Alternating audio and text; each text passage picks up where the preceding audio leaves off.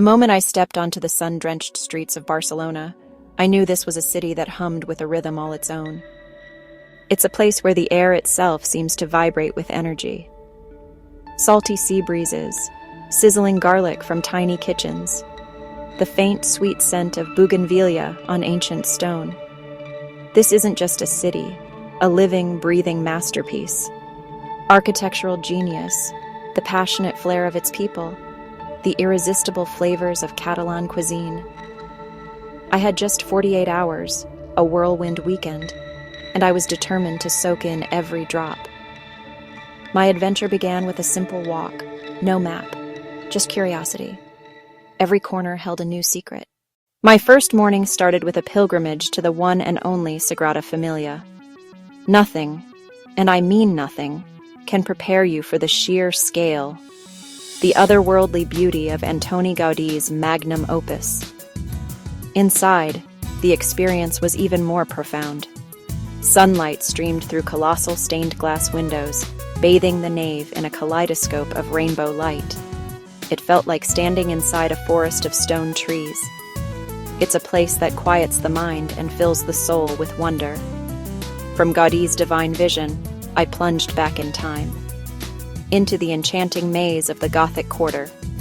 Each turn revealed something new: a secret courtyard with a bubbling fountain, a tiny shop of handmade leather goods, the majestic cathedral rising unexpectedly from a bustling square.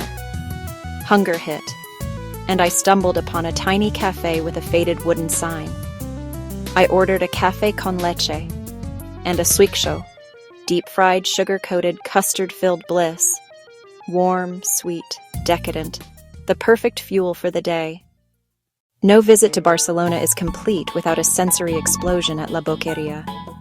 As I stepped under the iconic arch off La Rambla, I was swept up in colors, sounds, and smells.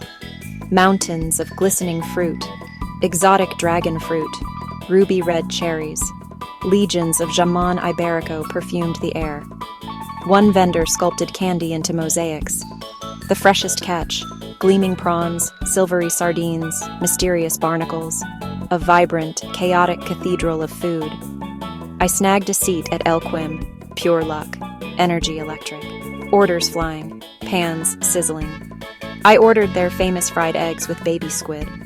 Runny yolks meet savory squid, unexpected perfection. A crisp glass of cava cut through beautifully. Elbows in, stories shared, no pretense, just joy. Perched on a simple stool, I felt the true heartbeat of Barcelona. After the market's delicious chaos, I climbed to Park Güell, fresh air and panoramic views. El Drac greeted me, more charming in person. I emerged onto the terrace and that famous serpentine bench. A vibrant collage of broken tiles, art you can feel. Barcelona sprawled to the Mediterranean sparkle, a cool, shaded forest of columns, stone pathways mimicking nature's forms, a joyful space that invites you to play and dream.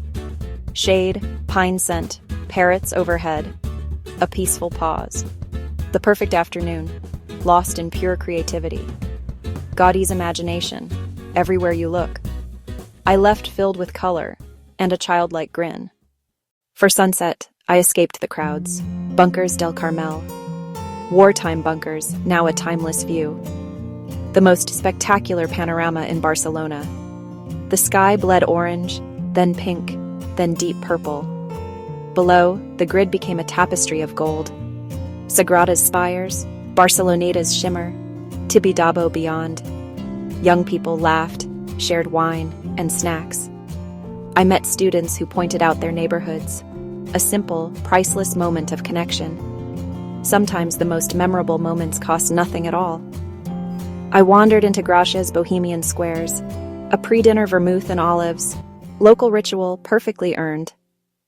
As darkness fell, the city buzzed with new energy. My destination, El Champagnet, legendary since 1929. I caught the bartender's eye and let him guide me. Pan con tomate, simple and divine. Razor clams kissed by garlic and parsley. Boquerones, bright, briny perfection. Zampagnet, crisp and celebratory. With my spirits high, it was time for flamenco. the singer's raw, emotional wail, the guitarist's lightning-fast fingers, the dancer's fierce, stomping grace. Her face, sorrow, defiance, pure joy. A sacred ritual. Utterly mesmerizing. My second day began with the gentle call of the sea. I headed to Barceloneta at sunrise, shoes in hand, cool sand, soft waves, and a sky turning pink to gold. Only a few joggers and dog walkers shared the hush. The W shimmered, a modern sentinel by an ancient sea. I found a small chiringuito just opening for the day. Tostada with olive oil and tomato, and a strong coffee. Simple, fresh, and absolutely delicious. A softer side of the city, nature within reach. The perfect, rejuvenating start to my final day. Fueled by the sea, I headed to the Museu Picasso in Elborn. His formative years, realistic portraits, and classical studies reveal a budding master. You can watch his style evolve toward the Blue Period, and the early sparks that would ignite Cubism. Elborn blends old and new, boutiques, artisans, cafes. I browsed espadrilles and locally designed jewelry. The Cathedral of the Sea, lighter, harmonious, and humble.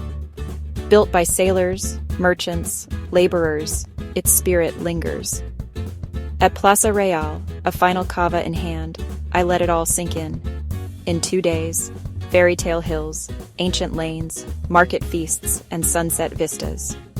The true heart here is the people, warm, proud, welcoming. Leaving felt like saying goodbye to a friend, but really it's Finn's Aviat. If you enjoyed this video, please subscribe, like, and share.